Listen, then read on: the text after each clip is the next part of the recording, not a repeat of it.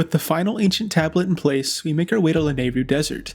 We quickly learn of how lush and vibrant this area used to be with the power of the timeshift stones, and also about the ancient robots who inhabited this land. The info and power these timeshift stones gave us allow us to head into the Lanayru mining facility.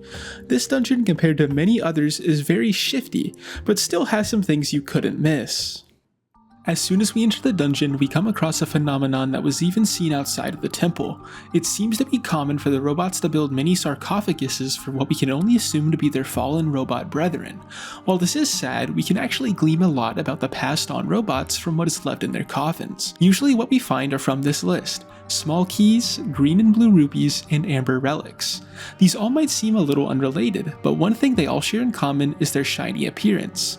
This must mean that the leading cause for death in the ancient robot race is caused by Fool's Timeshift, which is a name given to any items the robots can easily confuse for their power source, the Timeshift stones. Though ironically, the recent misplacement of Fool's Timeshift in the once fuel chamber is so common is due to the monotony of mining for Timeshift stones day after day. Speaking of timeshift stones, the ability they give us to go back in time is extremely powerful, though it feels a little odd that just striking these stones is what seems to cause the change in time. What must be happening is within the crystal structure of the timeshift stones themselves. If we zoom in, what we can see is a clear visual of what occurs when we strike the crystal. Clearly, when we strike the crystal, we utilize the slip system within its crystal structure, aligning the molecules, allowing for the timeshift energy to flow throughout the crystal and vice versa. One of the many technologies we see in the facility are these conveyor belts that are used to transfer raw timeshift ore all across the mines. Though one oddity we notice are the many stamina fruits that trickle through the conveyor belts in unison with the ore.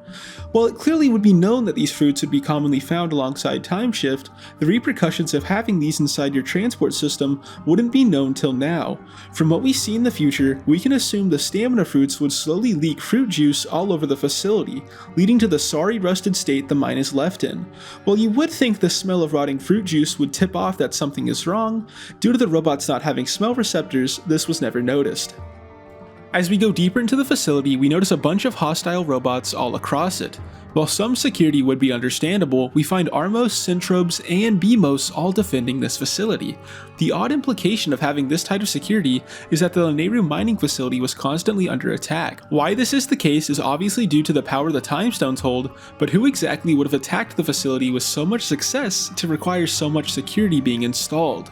The only answer is an evil shadow robot black market group rose to power, causing millions in stolen time losses prior to the defense installations.